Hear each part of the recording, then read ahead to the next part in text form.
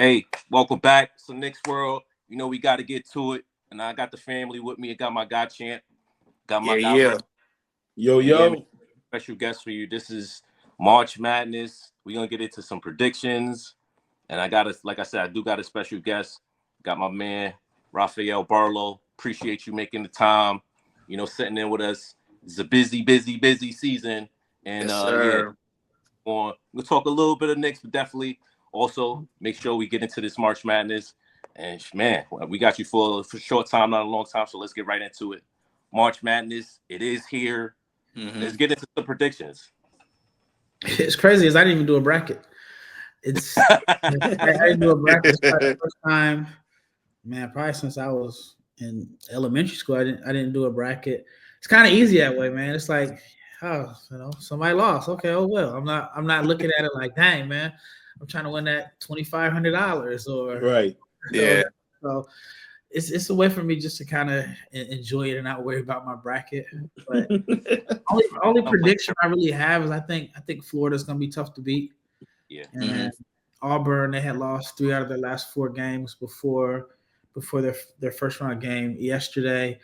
I don't know. I mean, they're not playing all that great. Even though they, you look at the score yesterday, they won by a significant amount, but it was a little close early. Yeah, that's my prediction. I mean, I guess a prediction I have that's draft related is I think if Duke doesn't make it, man, we could end up with a Final Four that does not have a single lottery pick, or maybe not even a single first round pick. If Florida makes it, I think Alex Condon is a first round pick. But other than that, I don't know if there's going to be a lottery pick unless Duke makes it. And Duke's gonna make it, baby. Shout out to my Blue Devils. Oh man. Shout out to my Blue Devils, my boys. Oh no, we've seen some upsets. I was looking at some of the clips, and seeing some upsets. Obviously, we haven't had too much this year. But it is just a start. I think we just have we got the 12-15 game that just kicked off. A lot of big games. There's a lot of big slates obviously ahead. I actually thought Auburn would possibly get too far, kind of far too, but they looking a little shaky. I'm gonna keep that pick just because I don't like changing and going back and forth. You know what this guy's pick is. Rells got the pick. Champ, what you got? Who you think? I don't have no pick this year. Don't worry, you pick Duke. You just join the process. I don't have no pick this year. I used to go to North Carolina. I used to pick for them. But matter of fact, you said, Chance, you said that North Carolina. I'm not sold on them now. Raphael, I have a question for Raphael. What was your feeling when the selections came, when the 4 teams got in, and did you see the West Virginia governor signed off?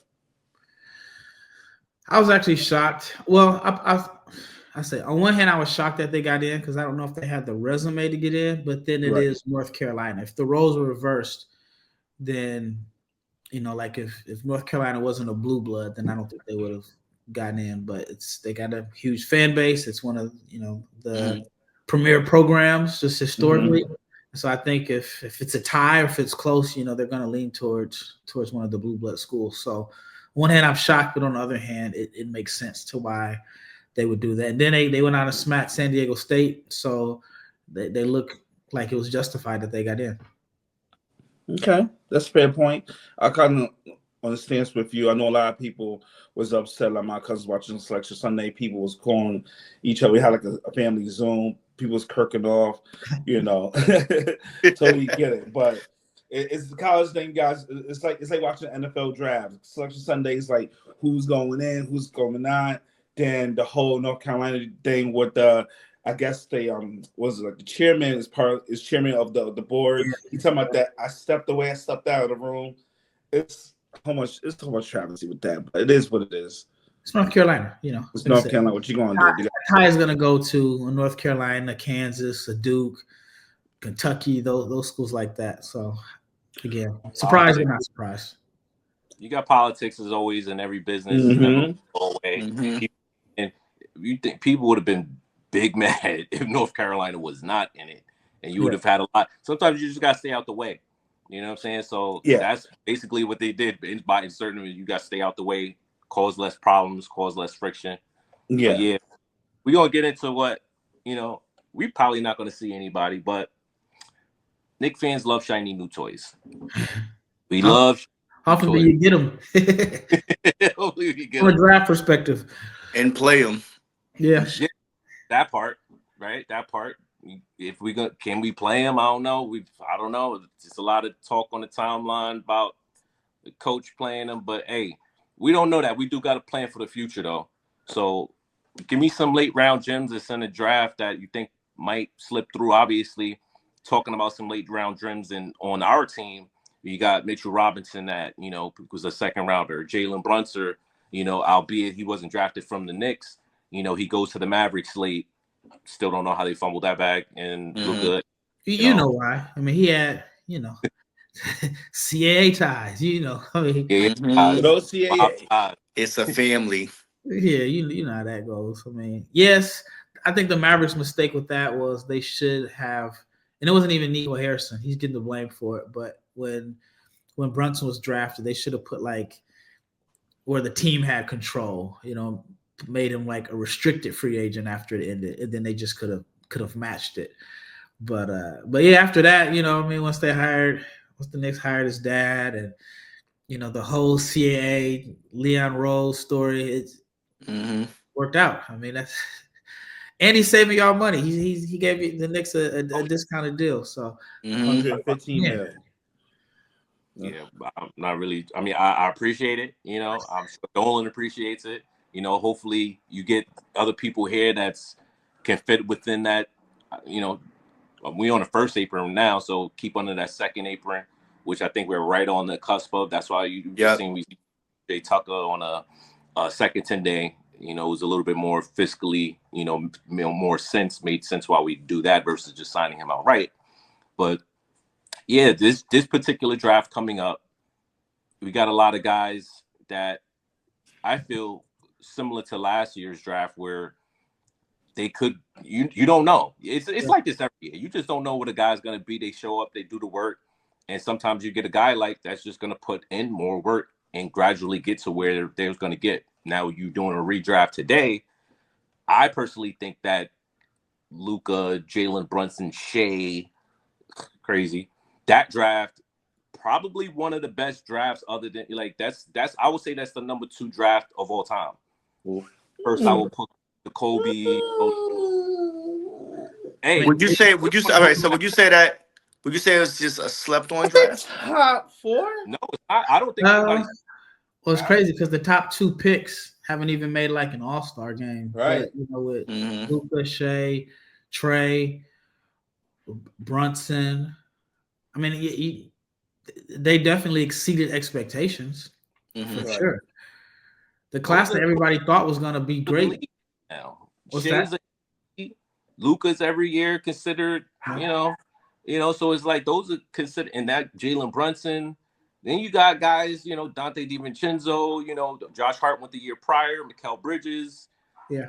These are all under, at the time, it probably wasn't considered the sexiest draft, but you look back at it, it is stacked. If you pull up that draft list, it's nothing but guys that are either have been all-star or really good role players, really good, guys that's on the team. But anything like that coming out of this draft, again, it's tough to compare that to this, but looking forward, what do you think? Give us some late round gems that you think could possibly slip into the second round that could make an impact.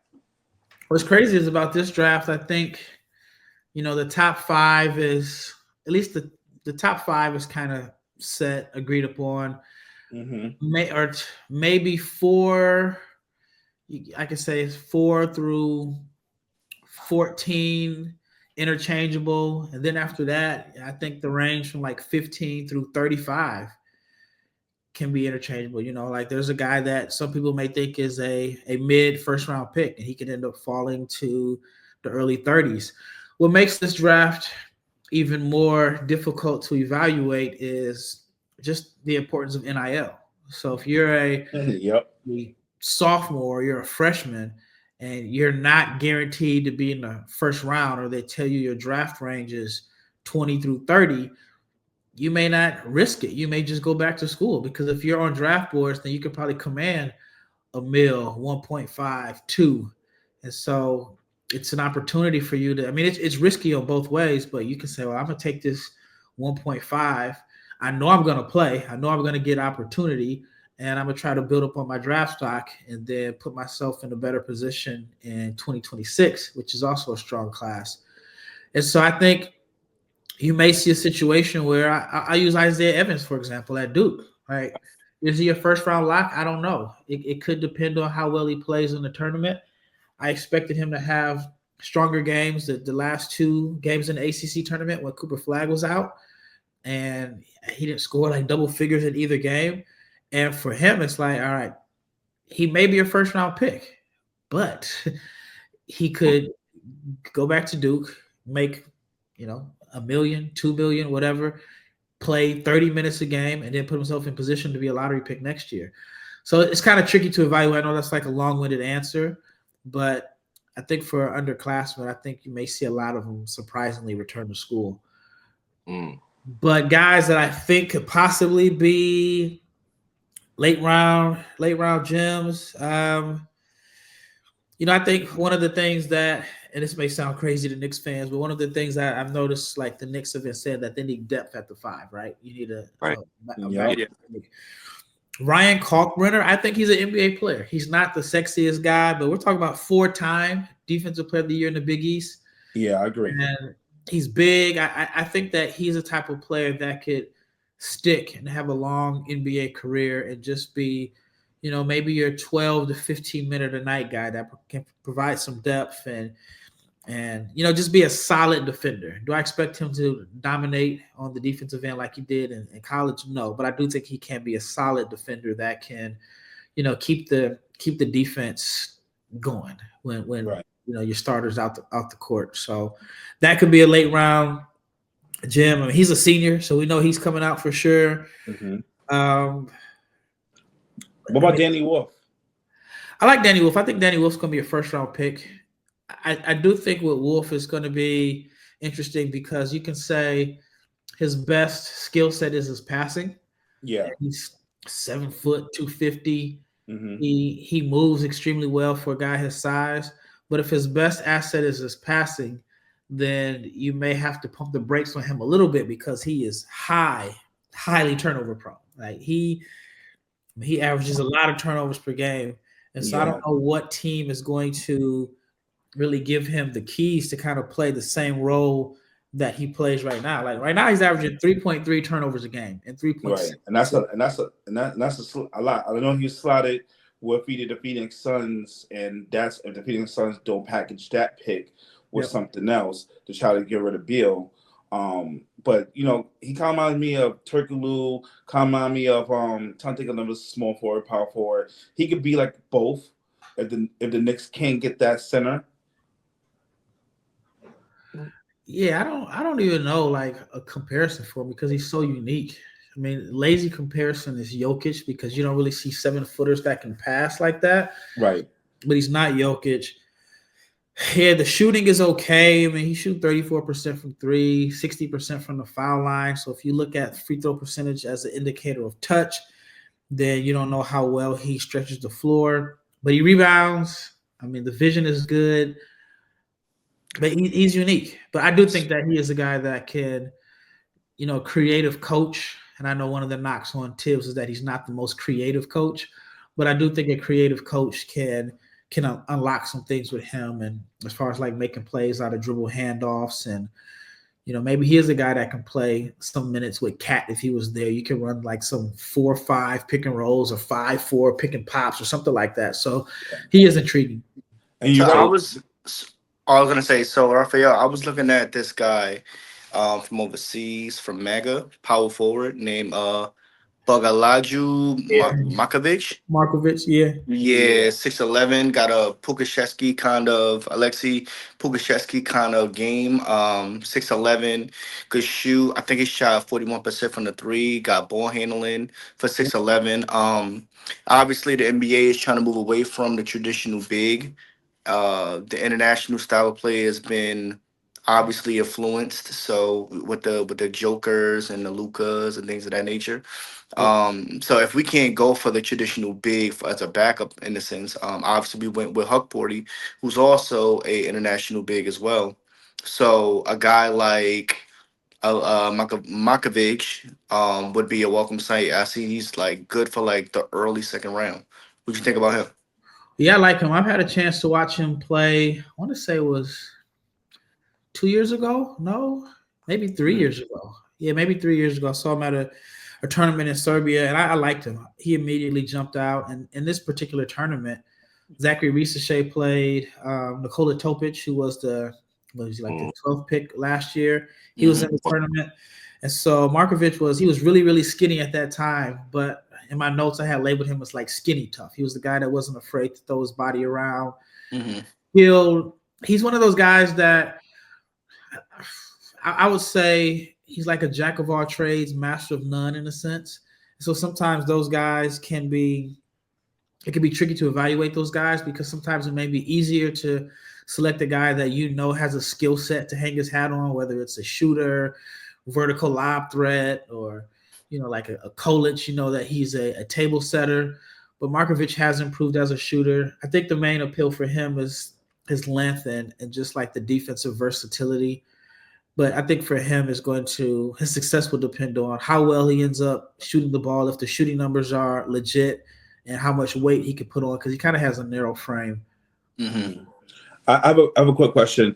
What's your thought process when you look at besides your own mock draft, everybody else's mock draft, with a lot of power forward centers are going late, or start for a little bit from the middle, but really I say for number after 24. Like, what's your thought process with that? Because what I'm thinking is, you're seeing how the NBA is right now, where everybody needs a big. Yeah. I feel like everybody's like so guard heavy, whereas everybody's crying for a big, right? The Lakers, in hindsight, the Lakers look a fool for not passing the physical for Mark Williams, because you see what Mark Williams is doing right now. Don't look like the back is hurting, right? So if I'm a lot of these teams, I kind of have my guards as small forwards. I need my big men.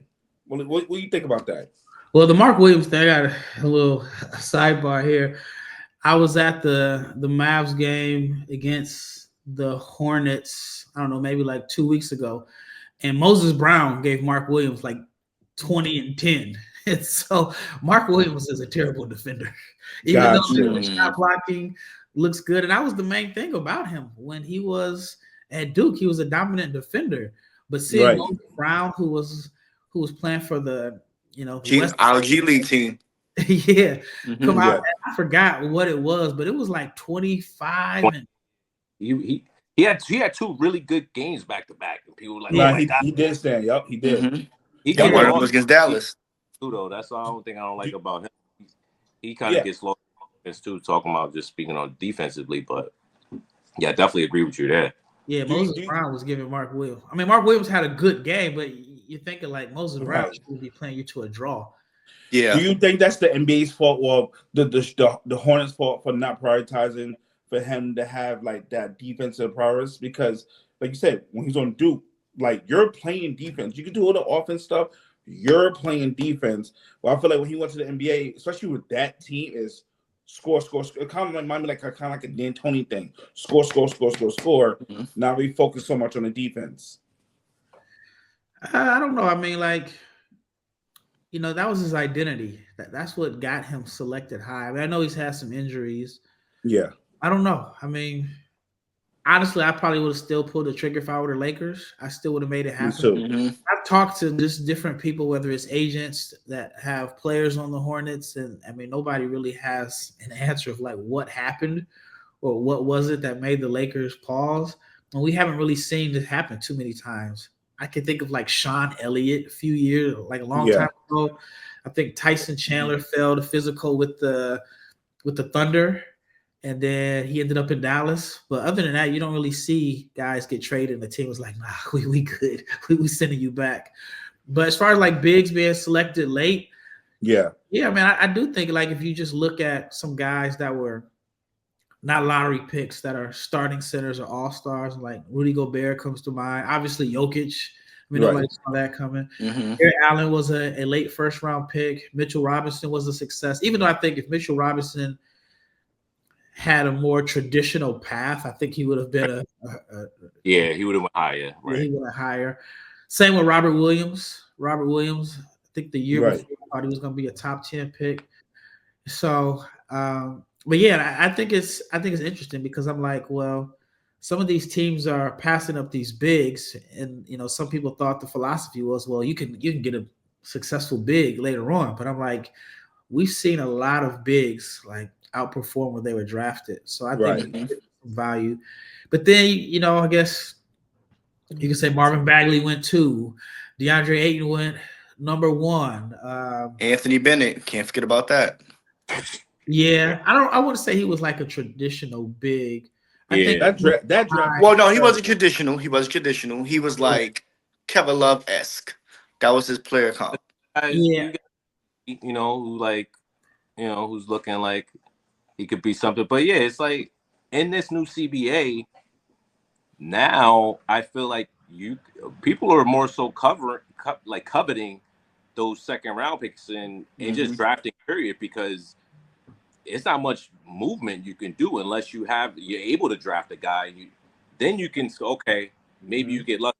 Maybe you draft a couple guys, and again, you don't see the Knicks really playing any of these guys, but you still have 4 guys that they drafted that all look potentially like they could do something, But again, we're not seeing them on the NBA level, but obviously we're seeing little bits and pieces of them.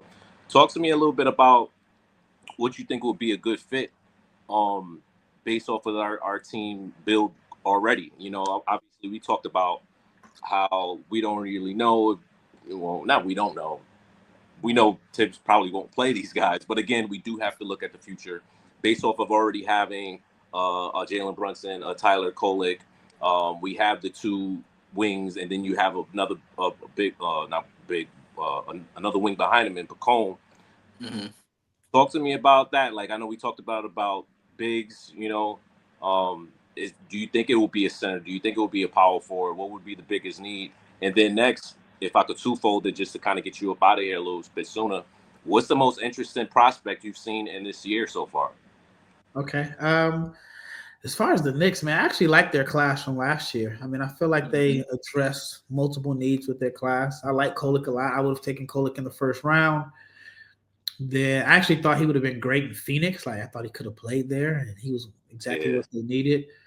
I like Dadier. I've had a chance to watch him live before he blew up. So maybe 3 years ago I saw him. I didn't think he was going to like blow up as fast as he did. I thought he's going to be an NBA player down the line, but I didn't see him being a first round pick. What was he, 18 when he was drafted? And then Huck Porty was a guy that I just did not like. Like, when I first saw Huck Porty play, it was so long. This is how long ago it was when I saw Huck Porty.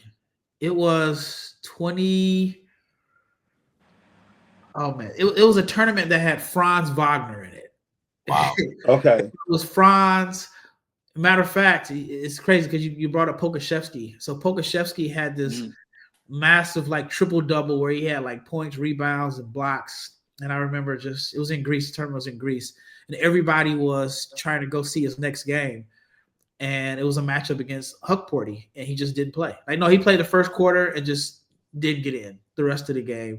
And if you go back and look at my notes, I was like, what is it? And he wasn't hurt. He wasn't on the sideline putting ice on his knee. And I remember a scout, he actually works for the Knicks now. It's funny.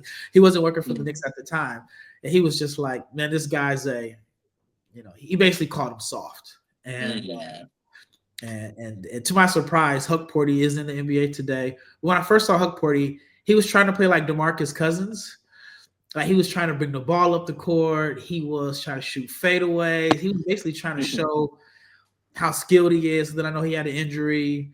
And the last couple of years in Australia, he's kind of settled into a role as, just a big that's going to bring the energy, rebound, block shots, and so on. So with that being said, I actually like Huck Porty. He's been one of my biggest surprises just with the limited opportunities that I've seen. He had a good preseason game, if I'm not mistaken.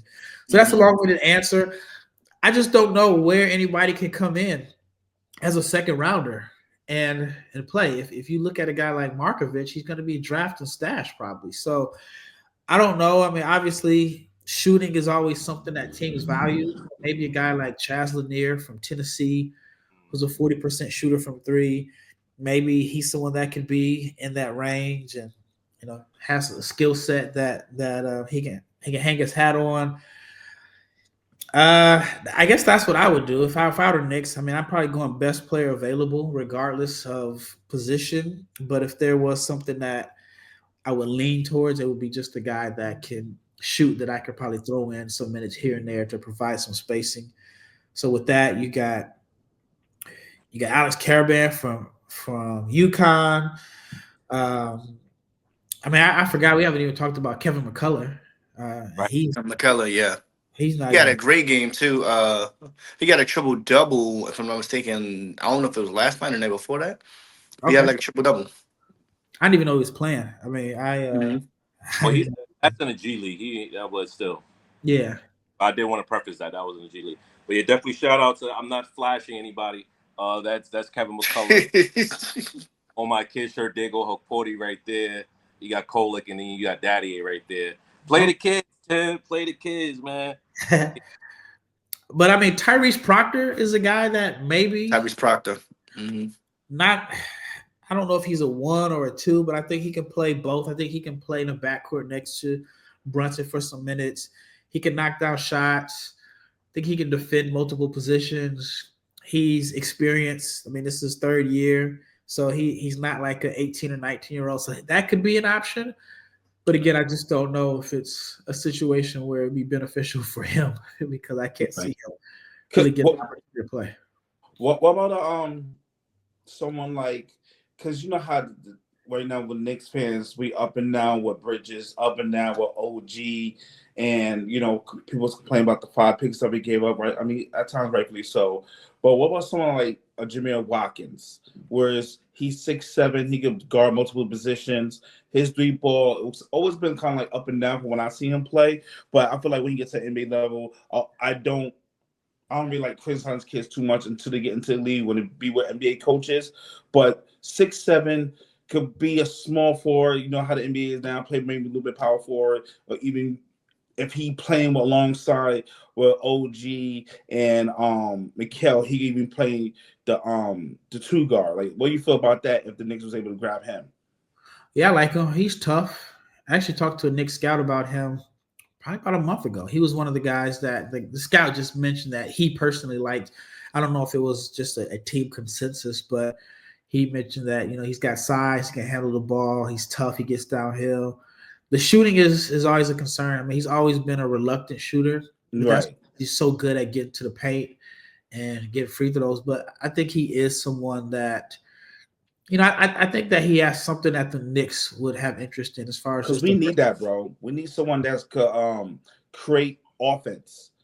Because you see right now with Joshua, he will try to create offense and he'll stop. He reluctant to shoot, just like you said, and he's looking for that guy. At least with him, if he came with the Knicks, whereas even he tried to go for a 2 or for a jump shot, get fouled, I know he can at least go to the foul line to create offense and that thing. So we need a playmaker with the ball and someone who can create offense off the free throw line. So it would be nice if we could draft that kid. One of the guys that we could possibly draft. You know who would be interesting for the Knicks? I mean, he's got ties to the area, and I've seen just, like when Tibbs was in Chicago, sometimes he would have this guard and he would just say, all right, do your thing. And like he had with Nate Robinson in the playoffs. Mm-hmm. I think DJ Augustine had like a time where he was getting, buckets for Tibbs with the Bulls. But that was when they had like depth issues. But he could like give a guy the ball and say, hey, we're gonna win with you. And it would be just some guy that, was not a star. So I think Ian Jackson could be interesting there. He's a newer guy. We know he's aggressive. We know that he's going to look to score. He doesn't pass. I mean, like for a guard to average less than 1 assist per game is pretty crazy. I know he's a Carolina guy, so you may it may be a little bit challenging for you to kind of root for him a little bit, but he is the type of guy that could just come in and instant offense. He's going to look to make something happen. He's going to try to get downhill, local guy.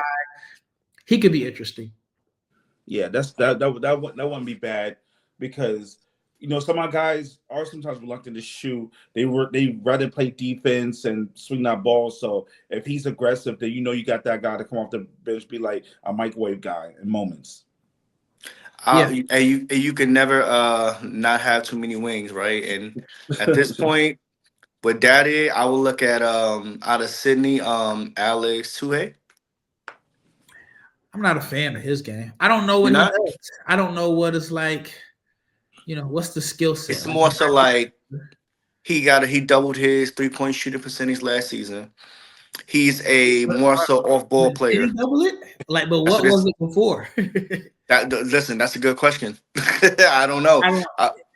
I don't know, but I know that they were saying that when I read the article, it said he doubled his 3-point percentage last season. He shot 34% from 3 this year, so that means it was really, really low last year. Mm-hmm.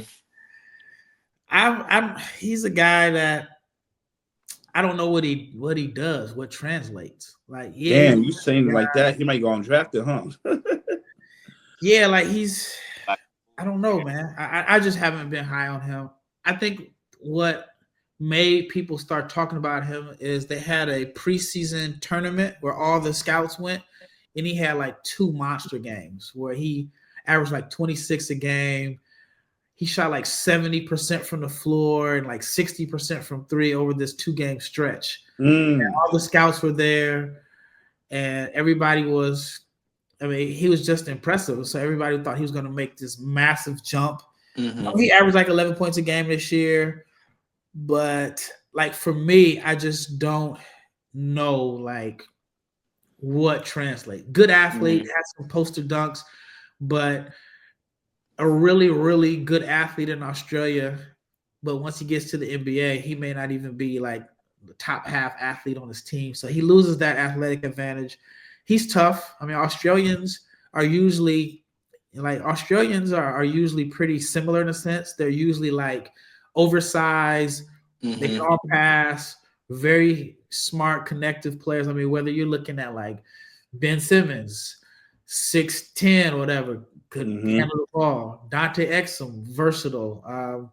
Tyrese Proctor, good size, could handle the ball. Joe Ingles was a point forward. Tui's not that point.